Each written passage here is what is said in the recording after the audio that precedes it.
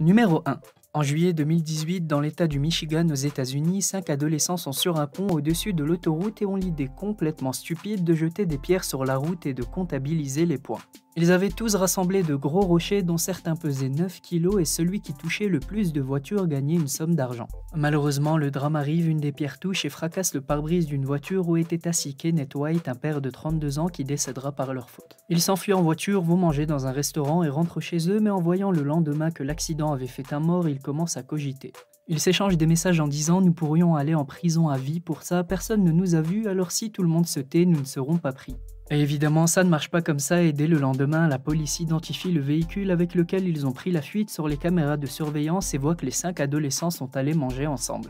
La police a contacté les familles des 5 adolescents impliqués car comme ils étaient mineurs, les adolescents n'ont pas été arrêtés directement chez eux mais on leur a plutôt dit qu'ils devaient absolument se rendre à la police avant 22 h ce jour-là.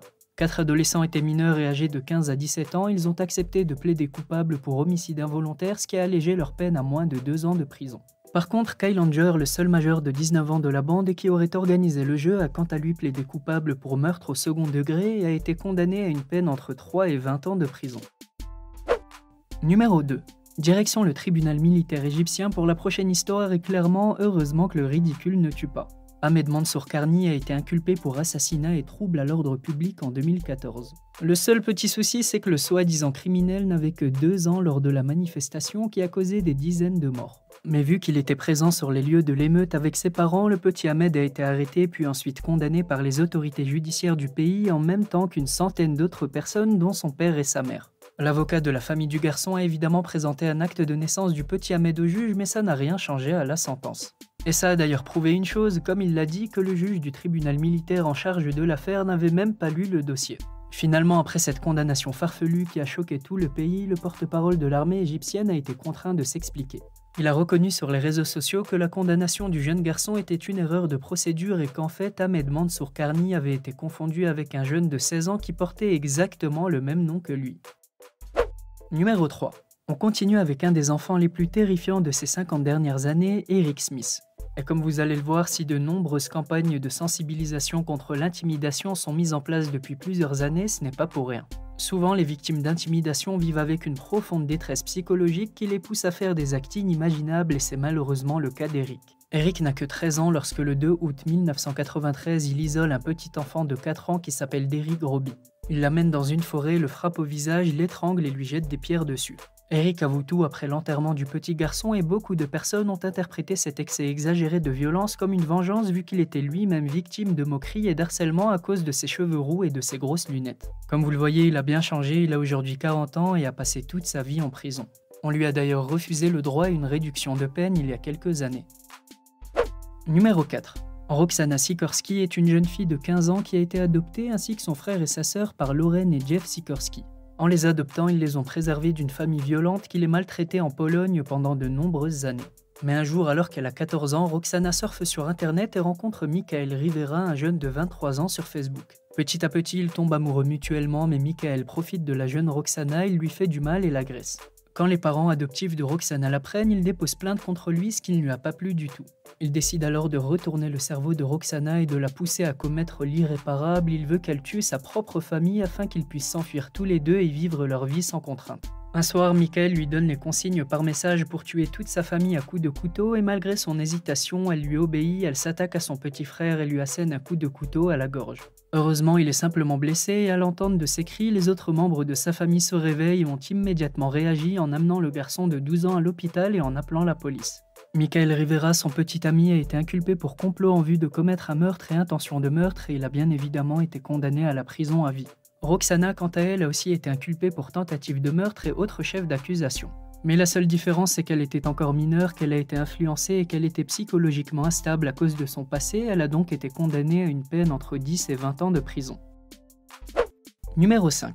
On continue avec un jeune des États-Unis qui a été condamné à la prison à vie sans libération conditionnelle pour un acte horrible, le meurtre de sa voisine de 98 ans. Il s'appelle Gavon Ramsey, il était adolescent au moment du meurtre et a été reconnu coupable pour meurtre, enlèvement et cambriolage d'après les rapports de police. La victime s'appelle Margaret Douglas et la pauvre a été retrouvée morte dans un placard en avril 2019. Ramsey est entré chez elle par effraction, il l'a étranglée et lui a volé son portefeuille. Et c'est justement cet objet qui l'a trahi lors d'une fouille chez Ramsey faite par la police. Quelque temps après la disparition de Margaret, le portefeuille a été retrouvé chez lui. Il est passé devant la juge en 2019 pour ce meurtre brutal et insensé. Il s'est excusé et a montré qu'il regrettait, mais le mal est fait, c'est trop tard et il a été condamné à la prison à vie sans possibilité de libération. Numéro 6. On continue avec une histoire vraiment triste qui s'est déroulée en 2001 aux États-Unis. Lionel Tate, un jeune Américain de 14 ans à cette époque, avait été condamné à la prison à vie pour avoir tué une petite fille de 6 ans. Il est d'ailleurs la plus jeune personne de l'histoire des États-Unis à être condamnée à la prison à perpétuité. Lionel avait 12 ans et jouait au catch avec la petite Tiffany âgée de 6 ans, mais malheureusement il fait 3 fois son poids et l'écrase mortellement. Du moins, ça c'est la version présentée par Lionel et sa famille, mais la justice de l'État américain de Floride, quant à elle, n'est pas du tout du même avis. Après les différentes enquêtes et autopsies, la cour a estimé qu'elle avait beaucoup trop de fractures et de blessures, que Lionel l'avait tuée froidement et que ce n'était pas un accident. Pour ce crime, la cour l'a condamné à passer le restant de sa vie en prison sans espoir d'être libéré un jour.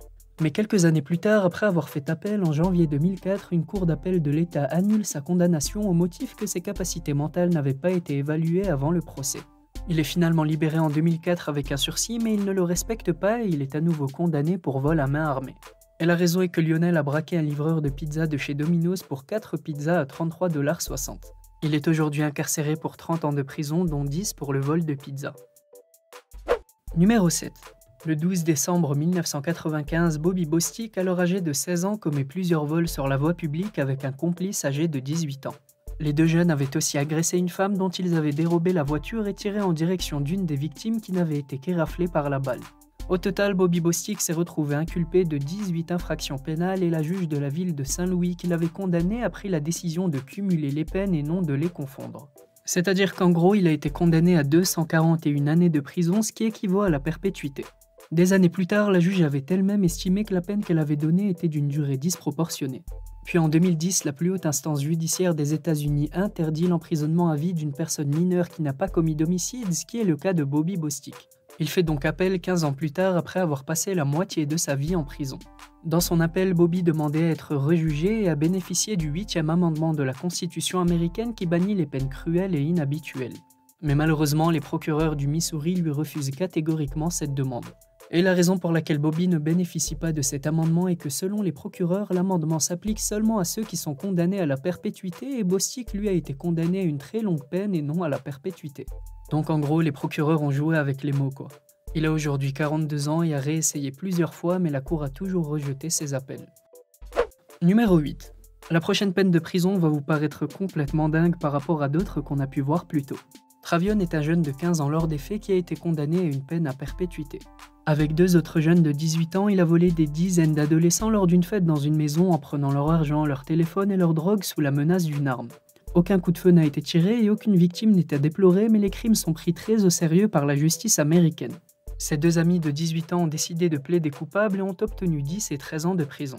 Mais Travion, lui, a refusé de plaider coupable et a plutôt demandé un procès et mauvaise idée, il a été jugé, reconnu coupable et a reçu 118 ans de prison sans libération conditionnelle. Et donc clairement, même si ce qu'il a fait est très grave, 118 ans à un jeune de 15 ans pour un cambriolage, c'est vraiment énorme. Heureusement, quelques années après le début de sa peine, le gouverneur de Virginie, Bob McDonnell, réduit sa peine à 40 ans de prison, puis elle a par la suite été réduite à 15 ans. Et justement, en février de l'année dernière, quelques semaines avant le début de l'épidémie, Travion a été libéré après 13 ans de prison. Et le numéro 9. On termine la vidéo avec un homme nommé John Anthony Silva.